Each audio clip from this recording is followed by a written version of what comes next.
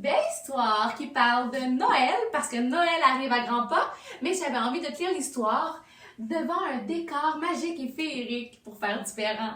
Donc, je commence tout de suite avec l'histoire Wapi le Wapiti. C'est excitant!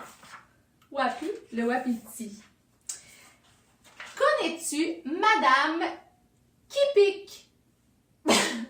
C'est la propriétaire du restaurant La Pique-Assiette, l'endroit où tous les habitants de Ciboulot se retrouvent pour déguster des repas savoureux. Wow! C'est un beau restaurant, ça! Le Pique-Assiette. Elle est une cuisinière exceptionnelle. Un vrai cordon bleu. Voilà, Renaud. Oh, merci. Oh, Madame Kipik cuisine comme une vraie déesse. Serge le lièvre raffole de ses petits plats. Il vient au restaurant tous les jours, sans exception. Tout le monde sait qu'il est amoureux d'elle. Sauf la principale intéressée, bien sûr. Elle est bien trop occupée pour remarquer les yeux doux qu'il lui fait chaque jour. À part son restaurant, Madame Kipik a une autre passion qui occupe toutes ses pensées. On peut même dire que ça prise l'obsession. Cette passion, c'est Noël. Oh! Elle adore Noël. Elle adore recevoir pour Noël et elle y pense constamment tous les jours, même en plein été. Son potager en est d'ailleurs la preuve vivante. Vous voyez? C'est écrit « Ne pas toucher », réservé pour Noël. Et qu'est-ce qu'elle chante en jardinant? Elle chante « Petit Papa Noël, quand tu descendras du ciel ». Oui, tu peux chanter avec moi si tu veux. Avec des jouets par milliers, n'oublie pas. Oui, ton petit soulier.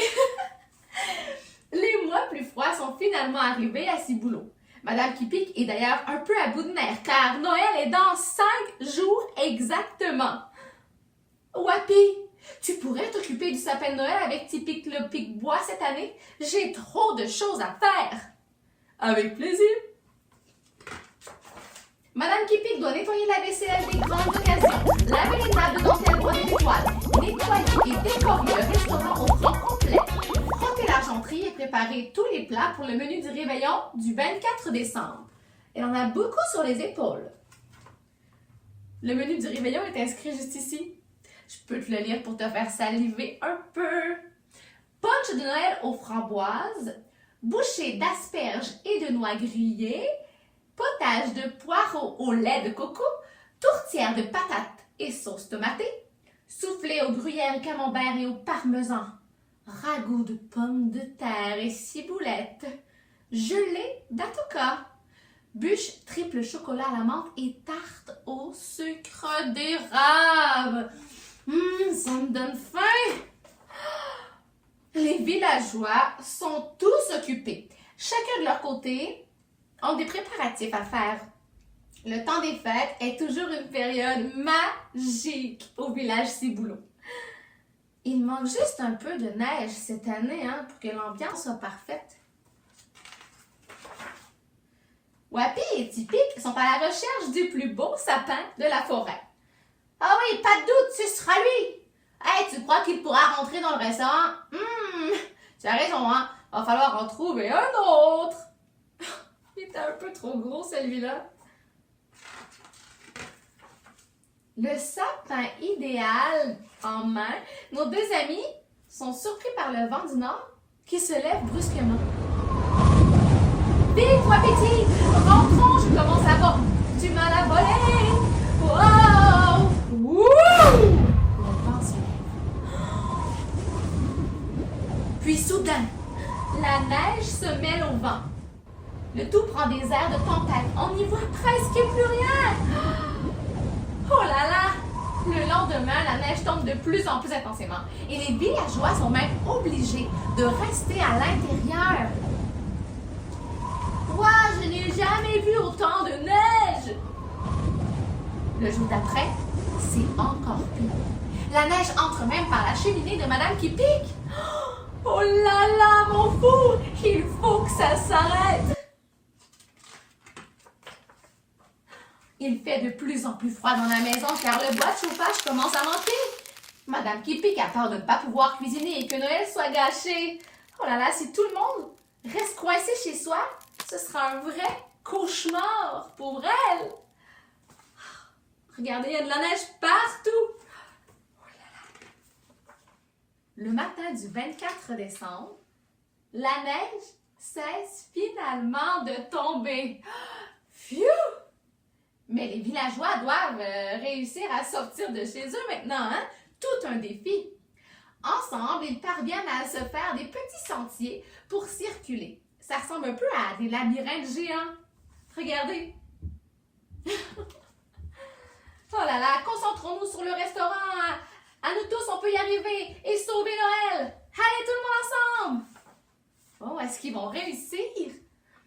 Gédéon le héron réussit même à dégager la cheminée du pique-assiette. Avoir un long bec, c'est assez pratique dans ces cas-là. Et pendant ce temps, Edgar le castor va vite chercher ce que Madame qui pique en a besoin pour faire fonctionner son four. Tout le monde met la main à la pâte. Le poêle est maintenant fonctionnel. Madame qui pique se met vite à l'ouvrage en cuisine. Serge est là pour lui donner un petit coup de main. Il s'active comme des petites abeilles et il chante la chanson « Vive le vent, vive le vent, vive le vent d'hiver, boule de neige et jour de l'an et bonne année grand-mère. » J'adore chanter avec toi. Tout à coup, il se retrouve sous le gui au même moment. Oh! Mais la tradition veut qu'il se donne un bisou. Madame qui pique est un peu surprise par ce bisou soudain. Serge, qui avait pourtant si hâte à ce moment, est surpris à son tour lorsque... Oui!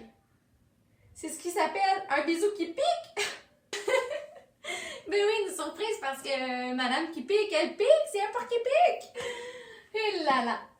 Alors, Madame qui pique n'a pas réussi à préparer tout son menu. Mais l'essentiel est là et ce qui importe le plus aujourd'hui, c'est que tout le monde du village est réuni.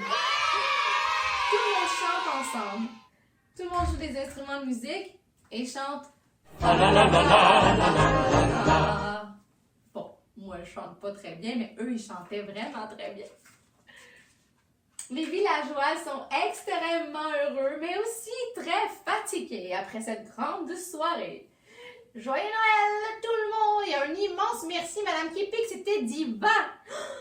Merci à vous, mes amis, vous avez sauvé Noël! Ils s'endormiront tous très vite ce soir, sauf peut-être Madame qui pique, qui réfléchit déjà au prochain Noël. Et pendant ce temps, dans le ciel, on entend... Oh! Oh! Oh! Père Noël qui passe avec son traîneau!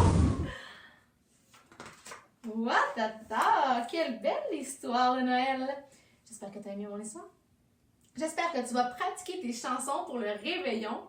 Et puis, je te souhaite une super belle semaine pleine de festivités.